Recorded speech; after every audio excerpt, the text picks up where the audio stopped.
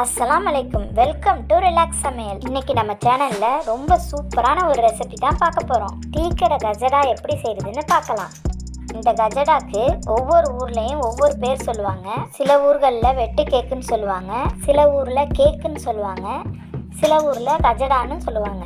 வெளியில நல்லா கோல்டன் கலர்ல கிறிஸ்பியாகவும் உள்ள நல்லா சாஃப்டாகவும் சூப்பராக இருக்கும். இந்த டீக்கடை கஜடாவை நீங்கள் செஞ்சதோட சூடாக சாப்பிட்டா ரொம்பவே சூப்பராக இருக்கும். இதை நீங்கள் செஞ்சு முடித்த பிறகு ஒரு ஏர் டைட் கண்டெய்னரில் கூட ஒரு வாரத்துக்கு வச்சு ஸ்டோர் பண்ணி சாப்பிட்லாம். இந்த டீக்கடை கஜடாவை எப்படி செய்கிறதுன்னு பார்க்கலாம் வாங்க. ஃபஸ்ட்டு ஒரு சின்ன மிக்ஸி ஜார் எடுத்துக்கலாம். அரை கப் சீனி சேர்த்துக்கலாம். வீட்டில் இருக்கிற ஏதாவது ஒரு கப்பில் நம்ம அரை கப் எடுத்துக்கிட்டா போதும். மெஷரிங் கப்பில் தான் நம்ம எடுக்கணும்னு அவசியம் இல்லை. ஆனால் எந்த கப்பால் நம்ம சீனியை அளந்துக்கிறோமோ அதே கப்பால் தான் மற்ற இன்க்ரீடியண்ட்டையும் நம்ம அளந்துக்கணும். இந்த சீனியை இப்போது நல்லா ஃபைன் பவுடராக அரைச்சி எடுத்துகிட்டு வந்துடலாம். இப்போ அரைச்சி எடுத்துகிட்டு வந்தாச்சு. இதோடவே நாம் ஒரு முட்டையை உடைச்சி ஊற்றிக்கலாம்.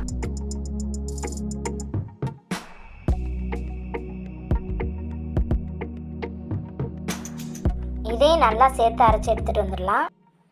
ஒரு பவுலில் நம்ம அரைச்சி எடுத்துகிட்டு வந்த சீனி முட்டை கலவையை சேர்த்துக்கலாம்.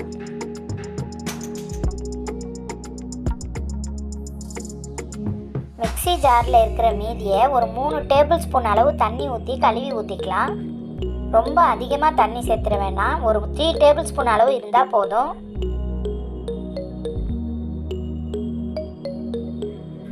கால் டீஸ்பூன் உப்பு சேர்த்துக்கலாம். ஒரு பிஞ்ச் பேக்கிங் சோடா சேர்த்துக்கலாம். பேக்கிங் சோடானா வேறு எதுவும் இல்லை, ஆப்ப சோடாவை தான் பேக்கிங் சோடான்னு சொல்லுவோம். நாம் சேர்த்துருக்கிற உப்பு, பேக்கிங் சோடா எல்லாத்தையும் நல்லா கலந்து விட்டுக்கலாம்.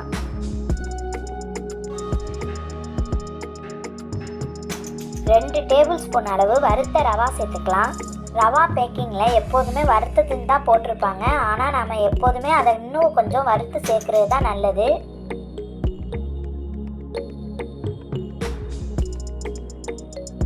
ஒரு டீஸ்பூன் நெய் சேர்த்துக்கலாம்.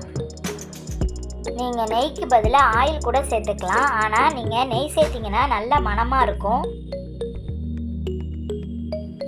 இல்லை நெய்யும் வேண்டாம் ஆயிலும் வேண்டாம்னு நீங்கள் நினச்சிங்கன்னா ரெண்டையுமே ஸ்கிப் பண்ணிக்கலாம். நாம் சேர்த்துருக்கிற ரவா நெய் எல்லாத்தையும் நல்லா கலந்து விட்டுக்கலாம்.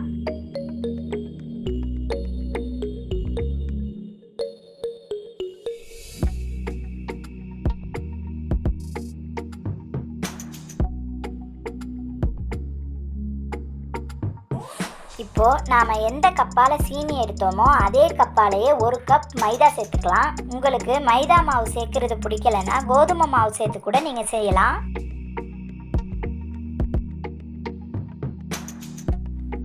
இப்போ நாம் இதை கையால் பிசைஞ்சிக்கலாம். பரோட்டா மாவு பிசைகிறது போல் ரொம்ப டைட்டாக பிசையாமல் சும்மா லைட்டாக பிசைஞ்சாவே போதும்.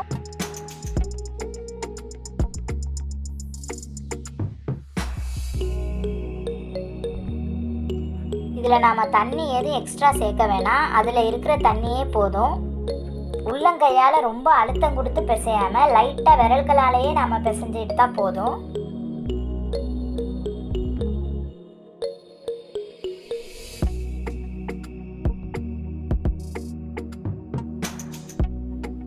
மாவு இதை போல் பிசைஞ்சு எடுத்துக்கலாம்.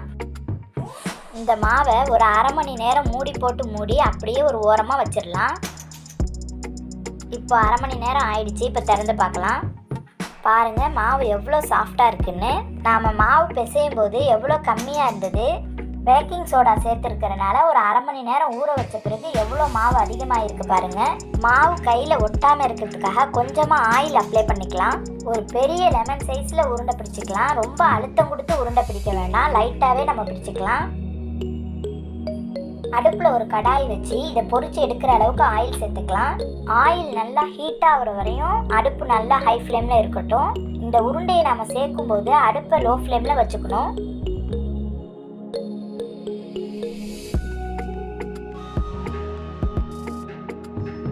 இதுக்கப்புறம் நாம் சுட்டு எடுத்து முடிக்கிற வரையும் லோ ஃப்ளேமில் தான் அடுப்பு இருக்கணும். அப்போ தான் உள்ளார நல்லா மாவு வேகும். இதே போலயே ஒவ்வொரு உருண்டையாக நாம் சேர்த்துக்கலாம். நம்ம ஆயிலில் சேர்க்கும் போது உருண்டை ரொம்ப சின்னதாக தான் தெரியும். நல்லா வேக ஆரம்பிக்கும் போது நல்லா பெரிய சைஸில் ஆகும் உருண்டை.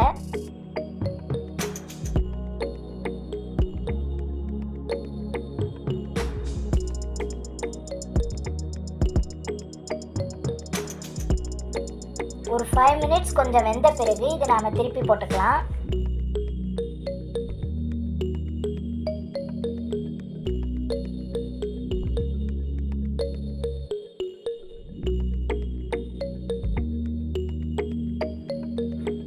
அடுப்பை ரொம்பவே லோ ஃப்ளேமில் வச்சுக்கோங்க. அப்போ தான் உள்ளர நல்லா வேகும், இல்லைன்னா வெளியே மட்டும் நல்லா கிறிஸ்பியாகி உள்ளர மாவாகவே இருக்கும்.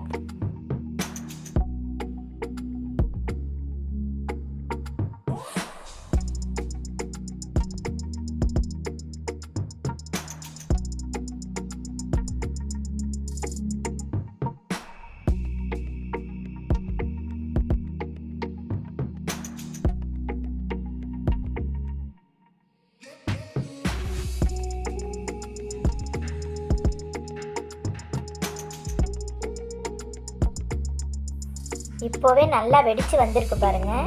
நாம் இதை லோ ஃப்ளேம்லேயே வச்சு பொரிச்சு எடுக்கிறதுனால கொஞ்சம் டைம் தான் ஆகும். இப்போ தான் கொஞ்சமாக கலர் சேஞ்ச் ஆகுது. இன்னும் நல்லா கோல்டன் ப்ரௌன் வர வரையும் நாம் இதை போட்டு எடுக்கணும்.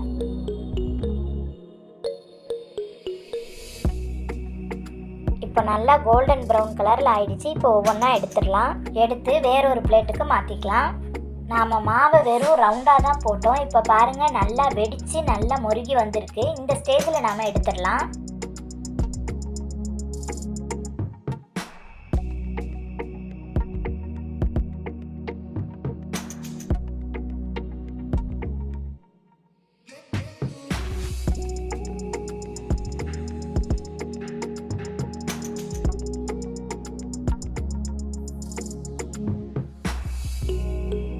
மீதி இருக்கிற உருண்டைகளையும் இதே போலவே நம்ம பொரிச்சு எடுத்துக்கலாம்.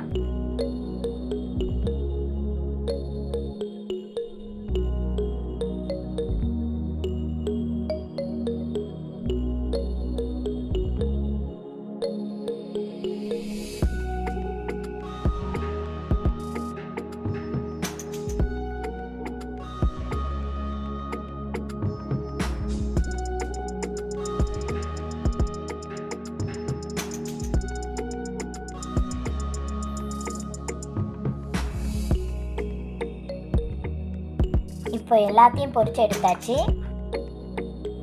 நாம் 1 கப் மைதா தான் சேர்த்துருந்தோம். இதில் மொத்தம் 11 கஜடா கிடச்சிருக்கு. நல்லா வெடித்து அழகாக செவந்து வந்திருக்கு பாருங்கள். இதை போல் அந்த உருண்டை வெடிக்கணும்னா நம்ம கண்டிப்பாக 1/2 மணி நேரம் ஊற வைக்கணும். இதை நாம் சுட்டத்தோடையே சூடான டீயோடு இதை சர்வ் பண்ணும்போது ரொம்பவே சூப்பராக இருக்கும்.